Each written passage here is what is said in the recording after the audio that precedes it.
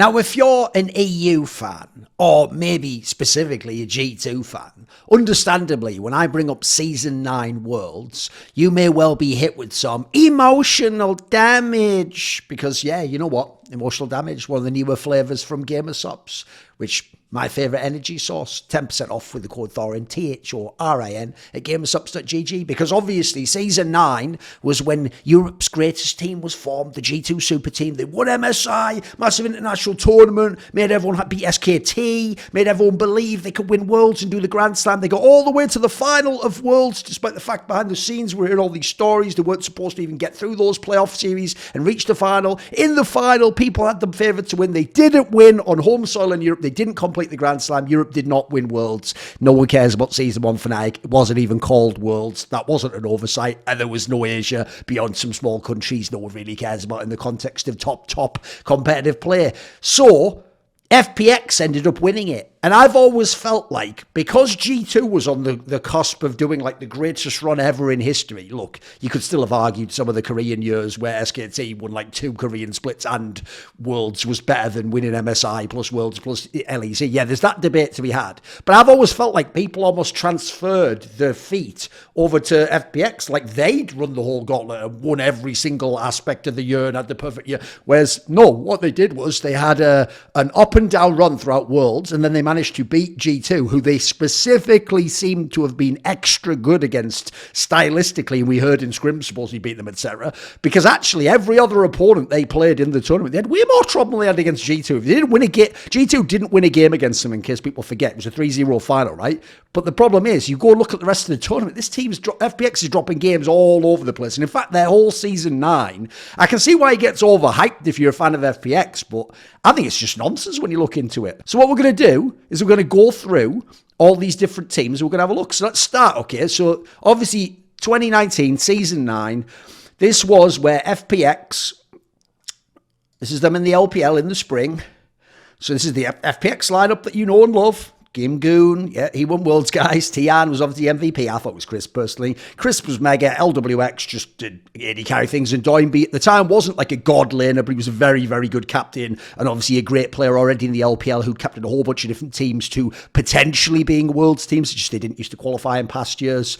So in the first split, you're already going to think, what are you talking about, Thorin? Look, they're smurfing. 13-2. Look at that. Now, look, they are losing a decent amount of games, but even so, 13-2 at the end of the split on a 5-game win streak. Well, that's the problem. This is the regular split. This is just a league table, isn't it? If they smurfing on the league, surely they're going to be at MSI, right? They must have played against G2. What's that? Let's go to the playoffs.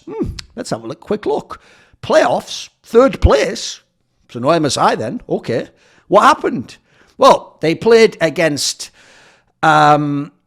They skipped to here because they were number 1 in the league. They play against Jingdong Gaming and they lose 2-3. And Jingdong goes on. Jingdong doesn't win the league themselves, by the way. They get smashed by IG. Now, you might think that's fine. Jingdong's been one of the great teams in the LPL for years, Thorin. In fact, the next year at Worlds, they were at Worlds, so they were in the play. No, this is a different Jingdong Gaming, though, isn't it? Go up here and look. Yeah, Zoom and Yagawa's still there. Lamau's there, yeah.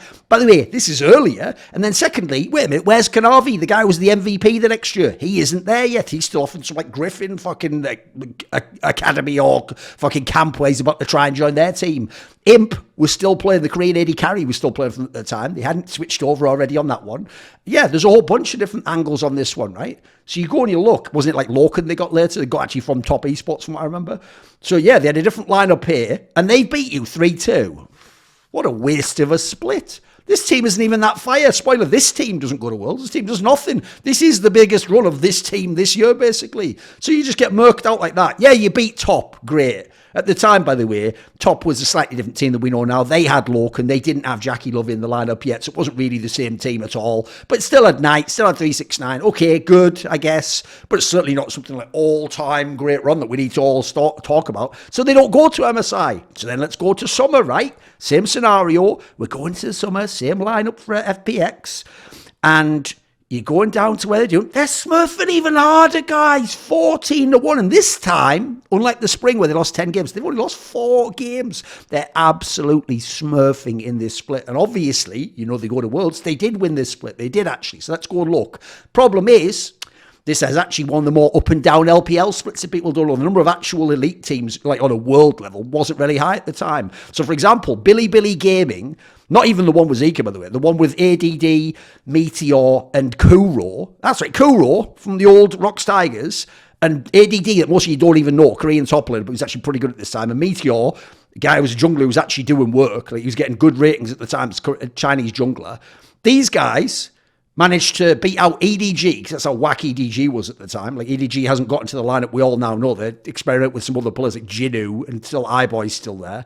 And then they go, and BLG gets to play against FPX. So they beat BLG 3-1. Again, look, Kuro, ADD, like, that's as far as BLG should ever be going. They had a good split, but that's as far as they should be going. So you go to the final, brilliant, right? Who are you playing against? Let's go look who the top teams were. So top Esports, Royal Never Give Up, Billy. These are all the semi-final teams. The splits worked out good so far. And you end up playing, because top this time loses against RNG, you play against them. Now, detail to note, in the spring, RNG had that weird lineup where they put Zitai top. Obviously, at this point in time, they no longer had the lineup from Season 8 that was amazing. This split was the one where they brought in Langxing, who famously had just a very poor time, unfortunately, at this point in time. And this team just wasn't as good. I mean, people will know at Worlds, they don't even get out of the group over Fnatic. They actually sort of shit the bed at Worlds. So they play RNG in the final, and they beat them convincingly. Yeah, props, okay. It's not the great RNG of Season 8, but it's a good win. Certainly, you smurfed the regular split. But even so, you look at the year, you look at how up and down some of the other teams are, and some of the roster moves. Aside from IG, who's still sort of good, but has their jungle problems. Realistically, if you're FPX, if this is an all-time great year, you should be winning both the splits here. You should probably be at MSI at least. Right? Remember, IG was smurfing when they were at the MSI right until they got to the semis and the playoffs. They were rocking everyone in that group stage, and then they apparently had some like internal drama, people going on in someone's life, and then they just had some argument, and then they lost the fucking team Liquid, didn't they? So let's go to Worlds now. We're coming in number 1 seed from China. China is the defending world champion region because IG won Worlds in Season 8. And obviously, Koreans didn't win MSI. That's G2's won MSI. So coming in, you're a team that should be able to win the whole Worlds, right? Number 1 team from the number 1 region, effectively. So let's come into World Season 9, shall we? And now this is where it starts to get real interesting. There's all sorts of details people won't know about here. So for example, let's go look at their group first things first, right? So let's go down and look at their group. They're obviously a Pool 1 team. So they're going to, you can't get any Pool 1 teams, but you're going to get 2 Pool 2 teams, and you get 1 from Pool 3, because that's the old way it worked. We now have 4 pools, but back then it was 3 pools. Now you're going to see what an absurd group FPX draws. One of the easiest probably ever in the history of the World Championships, because they managed to get, this is their Pool 2 teams, J-Team and GAM. For real, those are the Pool 2 teams they got. Splice was a Pool 3 team from Europe, the one with like Vizicachi and Humanoid and Cersei. They get J-Team with 4-4, the LMS team, and they get GAM from Vietnam, who, yeah, look, they're all a cheeky little team, but they're not like a team that's going to be dangerous to get out the group. You get these squads. Well, look who else it could have been. Let's go to Pool 2. You need 2 teams from here, remember. So it could have been Cloud9. Look, not the best team in the world, but still a strong team, better than GAM, etc. You could have had Cloud9. You could have had Fnatic, the team that barely lost to G2 in summer, and that's a bunch of players that are veterans and played in World Championship. Yeah, Nemesis hasn't, but Reckless, Hillisang, Whipple. These players are tenured, mate. You could have had Fnatic. You could have potentially had Griffin, except they were obviously going into the other group. You could have had Griffin as a Pool 2 team. Obviously, you can't have Chinese teams because of the regional thing. You could have had J-Team. And who do you get out of all these teams? You get GAM and J-Team. By the way, the easiest teams, bear in mind, you except for AHQ. Maybe AHQ is slightly easier, but you get 2 of the easiest. Meanwhile, you could have had like Griffin and Fnatic. Imagine how hard that group is to get out of. But instead, you lock out. But it doesn't stop there. Because then your Pool 3 team is Splice. Guys, look at who the Pool 3 teams are. Right, yeah, they're the second best of the Pool 3 teams. It could have been Damwon. Remember, since they got J-Team and GAM, they haven't had a Korean team yet. They could have had Damwon as their 4th team as well. Now, by the way, since Damwon's better than the pool and the seed system, that would make Damwon a contender with you out of the group. And actually, it would get pretty hard there, because actually J-Team and GAM, they can score the odd upset. Like maybe suddenly second place is in question. Even so, this is a piss easy group, boys. Absolutely piss easy. So let's go look what happens. Well, what do you know? We're going down here, and in the first game of the group, bang, straight banged out by J-Team. That's right, LMS J-Team with players from fucking Taiwan bangs out FPX in game 1. G2 didn't win a single game against FPX because of the finals, the pressure, the style. J-Team just opens up with a 1-0. So then we go to the next one. Let's go down here. You go here. They play next on day 3 against Splice. I can tell you, go watch this. This is a close game throughout a whole bunch of it, and potentially Splice is in this match to maybe win it. Then you close out the day. You go here, FPX versus GAM. They win against GAM. Easy win. So they close out the first rotation 1-2.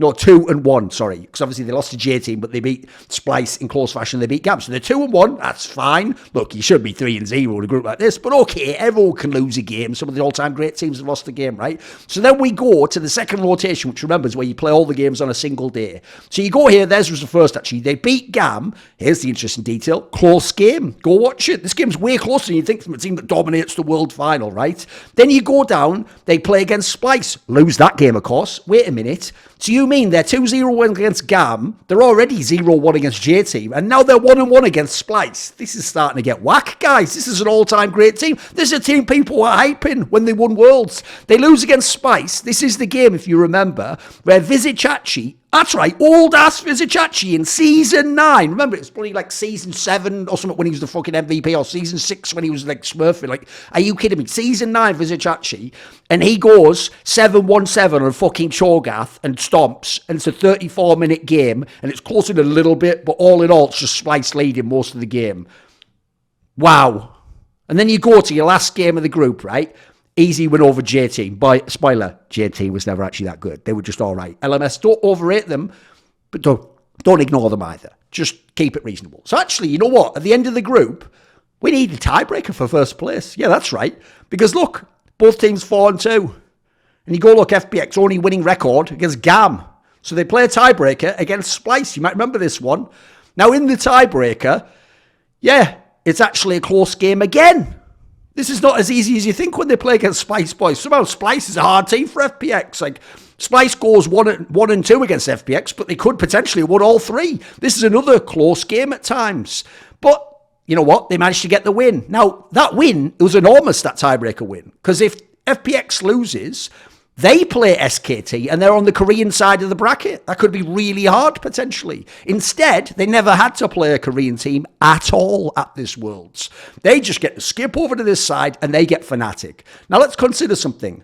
FPX has won the tiebreaker, so they're first in their group, and you can only play a second team from your group, and you can't play the one from your group. So you couldn't play Splice, so let's just go up. You can't play Splice. You could have played G2 Esports, best team in the world, MSI champion. You could have played Fnatic, second best team in Europe, top 10 team in the world. Yeah, admittedly, one of the easier ones. You could have played Invictus Gaming, champions of Spring. Yeah, they've had their issues with the jungle aspect, obviously, at this point in time, but still a strong team. The fact that second's even maybe a surprise. Because remember, Korean teams top their group. SKT, Griffin, Damwon. Everyone's forgetting how strong Korea actually is in the group stage of this tournament. So you get, actually, the easiest. Bear in mind, you can't take Splice. So it was between Fnatic, G2 and Damwon. I'm sorry, Fnatic is the weakest of those 3, and you get them in the round of 8. And then, you just smurf. You probably just shit on them, send them at... No. Do you not remember this particular series, guys? I'll tell you how it goes. Game 1 is actually pretty close, but FPX wins.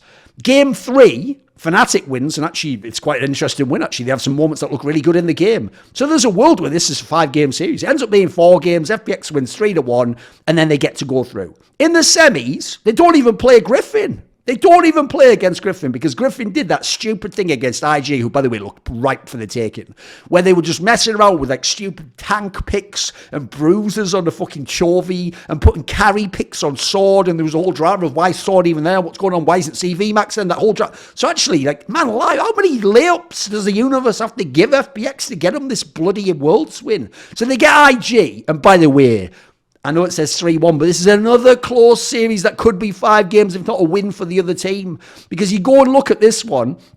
This is the one where, like, IG has one game where they win, it's 1,000,000 kills. It's a really classic, like, LPL-style game. And then in game 4 that they lose the series on, that's the one where actually at one point IG's, like, leading, looking really good. The Shy does, like, a fucking quadra kill or something on Kale. It was looking really good. But then they also like throw like an inhibitor fight at the fucking towards the end of the game and just lose a couple of big fights where they just look totally stupid and uncoordinated. And then FPX just wins and goes to the final. What an unconvincing run this is until you get to the final.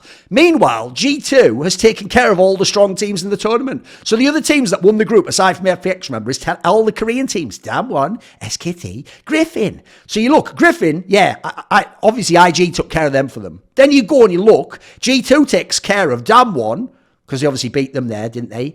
They beat them 3-1. Then they took care of SKT, who was looking strong, even against G2, 3-1. And you go to the final, for whatever reason, G2 shits the bed, FPX plays great, FPX wins on the day, it all goes awesome. And then you got the weird drafting element that kind of ruined some of the games on the G2 side where they looked like they were mentally beaten even after fucking game one. It didn't look like they properly did real drafts. Like the worst and easiest game was the final. So I feel like what a whack run. Like, let's just be real. Even with this result, the best team of 2019, Season 9, is G2 Esports. G2 Esports not only won MSI and both their splits, they made the final at Worlds and they were 3 games from doing the Grand Slam. By the way, that's crazy. Like, in that scenario, what a fucking all-time great team. Now, true, you could say SKT in Season 5 was 1 game from doing the Grand Slam. That's true as well. But in this particular scenario, you're 3 games from doing the Grand Slam. Now, FPX didn't win LPL Spring. So that means for FPX to get the Grand Slam, they needed to win another game in the semi against Jingdon. So it would be a 3-2. So then they go to the final. Then they need to win 3 games in the final. So they go to MSI. So there's 4 games they need. It's already more than G2. Then at MSI, I think you need like a minimum of something like 4 games to get out of the Rumble. So you need 4 games there. Then you need 3 games in the semi. You need 3 in the final. So there's 10 games. We had 4 already. 14 games from the Grand Slam is what FPX was. Now look, FPX winning Worlds is a cool narrative. For some of their players, I think people like Tian, Crisp, they had amazing tournaments. I think for people like Doinby, it just showed his captain's ability. Gimgoon and LWX played their roles out adequately, were serviceable players. This is not one of the greatest teams of all time. I wouldn't even put this team probably... I don't think this team actually will be top 10 all time. I think there'll be better teams that haven't even won Worlds, including G2 2019, by the way. So I think this FPX run is mad overrated, guys. Money doesn't grow on trees. And believe it or not, just watching a video for free with the odd ad doesn't really pay the bills. So thanks to the following people for kindly supporting my work and this particular content. And those people are, of course, Ahmed Hadjou, Matt Pugnatio Rajcula, Animosity, Butt Pounder 420, Jensen Goh, Kovacevicd, Tobias Bernasconi, Tosh, Tooorin, and a special thanks always goes out to Jerky's Minion, my main man. You know what? There are plenty of perks to be found on my Patreon. Like, you can find out who upcoming guests are for my reflections, interviews, and talk shows. You can ask me a question in my monthly AMA. Might get roasted if it's a bit spicy in how you phrase it. You can figure out which pieces of content I might want to do next. I often ask people which they think between certain ideas, offer suggestions. You can even take part in one of those long discussions with me about all kinds of esports, whatever's on your mind. So if any of those sound like something that takes your fancy, put your money where your mouth is. Join the Illuminati today via the Patreon link in the description below.